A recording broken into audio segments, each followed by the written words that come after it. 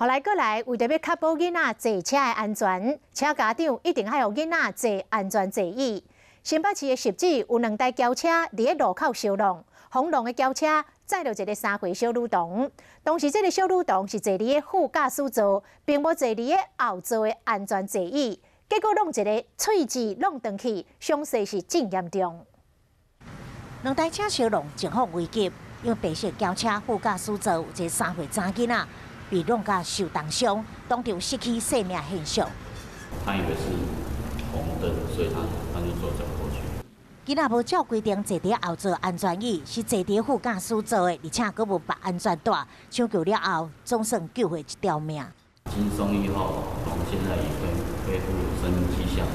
乌车的驾驶讲是因为视线死角才会去弄到白车，但是按照规定，这囡仔无坐安全椅。